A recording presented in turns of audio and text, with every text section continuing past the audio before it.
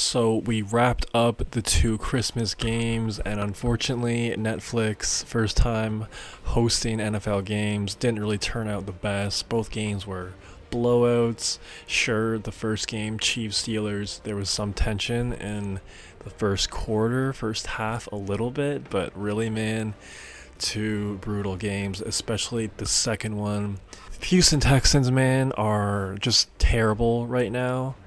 They're almost like the Pittsburgh Steelers, and funny enough, they're probably going to meet in the first round, which I'll get into later. But to focus on what transpired a day ago with Houston, like, come on. Like, 2 points?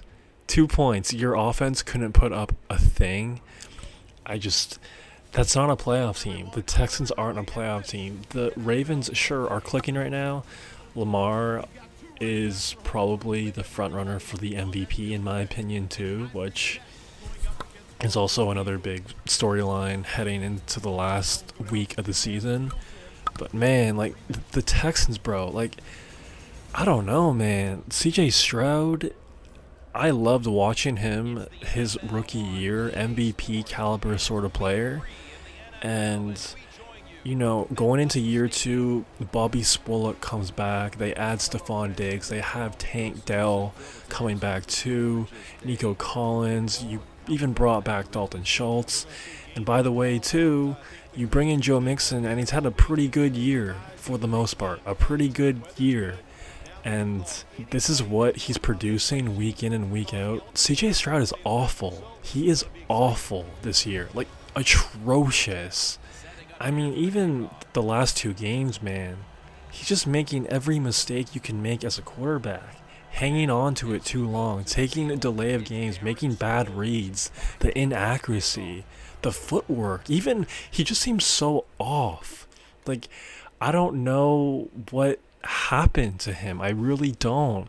I don't think it was a complacent thing in the offseason of, oh, I had a great rookie year. I'm just going to, not go as hard in the off season. I don't know what is going on. I don't know how to explain it. If he had a different OC coming into his sophomore year, okay, I can understand that. But like I said, Bobby Swolek came back. And it's not a personnel issue either. They have great weapons on this offense. Yeah, sure, Tank Dell, Stephon Diggs are out. They've been out for a minute, specifically Stephon. But still, man, like, I don't get it. I really, really, really don't understand what is going on with this dude. But he's been awful. And, like, I don't care if they're playing, like, the Jacksonville Jaguars or the Tennessee Titans at the 1 o'clock window on a Sunday. I don't give a damn. I really, really don't. But when you have back-to-back primetime games versus the NFL's best, like the Chiefs on that Saturday 1 o'clock game, super hyped for that game. Laid a terrible egg. Sure, it was a one-possession game, but still, like, CJ Stroud was making blatant mistakes throughout that whole game. And then today, you can't put up a single point on like Christmas when everyone's watching. It's just frustrating, man. Like, come on. Like, and like, if I was working at Netflix or if I was one of the top guys at Netflix, I would be pissed at the Texans too. I'd be pissed at CJ Stroud too. Yeah, man. CJ Stroud had a quote about the performance he just had. Terrible on my behalf, probably one of the worst games in my whole career. Just came out flat, didn't have any energy. I didn't lead the offense the way I should have. And that's another question to point out too. Is CJ Stroud a good leader? I don't know. I'm not in the locker room. I'm not reading every Houston Texans beat writer's tweet on X or whatever. So I don't know. Texans fans, diehard Texans fans, what do you think about CJ Stroud's leadership? Do you think he is a good leader? Can you tell me what is happening here? Do you have any theories on why the drop off is so significant from year one to year two? Because, sophomore slumps are a thing. There's no question about it. They are a thing, but this is really, really severe. Really severe.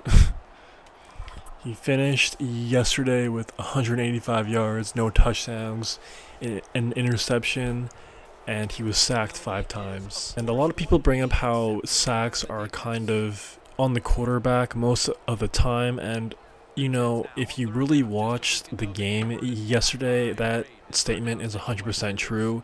Dude is just trying to extend too many plays, and he has to learn to throw it away and live another down. But I don't know, man. I just really frustrating. It's really frustrating because I was such a big fan of him. And two, he's had these big primetime games throughout this year and just looked awful.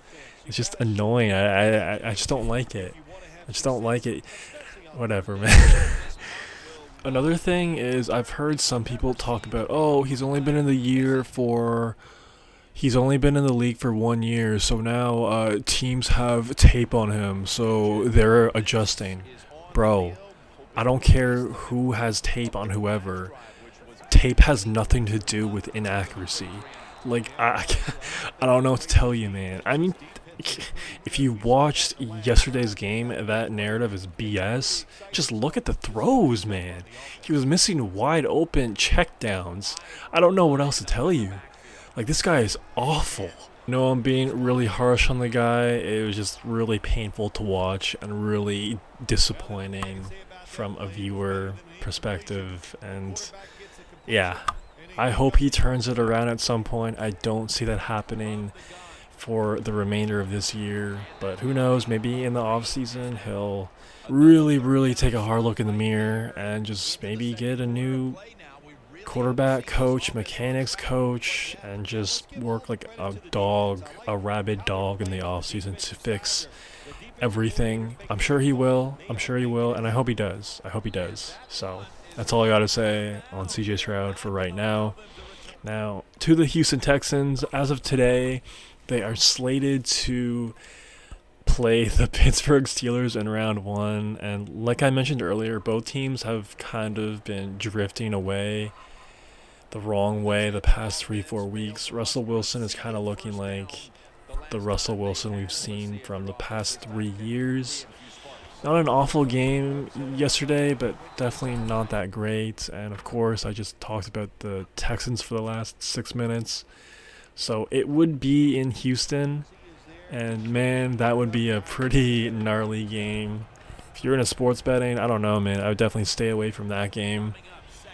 I don't even know, like, it'd be a great game to watch, especially if they do end up playing against each other. Just because, you know, someone's got to win. I don't know. I really don't even know who I'd like in that game. When kind of quarterbacks cancel each other out, I tend to look at the head coach matchup. So that would be Mike Tomlin, DeMeco Ryans. I would definitely be leaning towards Pittsburgh. But at the same time, Houston does have home field, and it will be a playoff environment.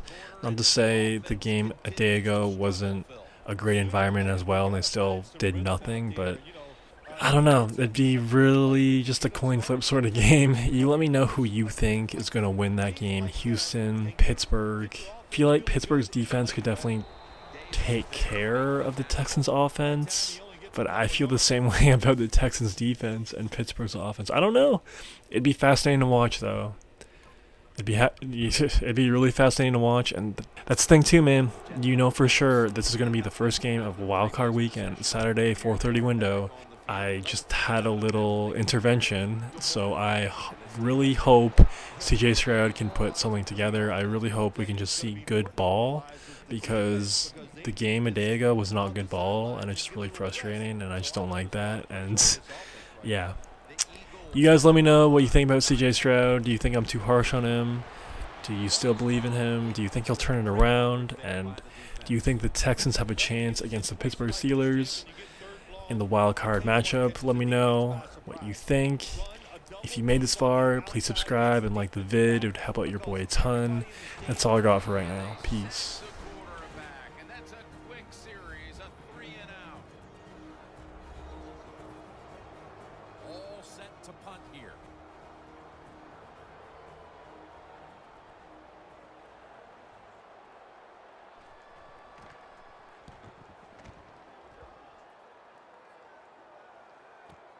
Darren Sproles will return it.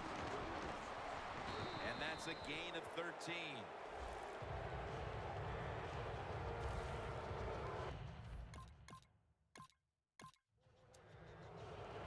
Jets offense coming back onto the field here, desperately trying to avoid a repeat of their last drive when they had the quick 3 and out. I'll tell you what, if they go 3 and out again, you know what's going to happen? Those defensive players are going to be looking at them as they come off the field. You put this back out there already, so it's important to get a drive, give your defense a little rest. So far, wonderful execution in this drive. When you get a chance to get out of bounds, here the offensive player got the yardage, had a chance, gets out of the bound, stops the clock. Good job by the offense. Brings it in along the sideline. Well, they complete the pass, Jim, but doesn't get the first down. Sooner or later, you got to throw one down the field. 2nd and 8.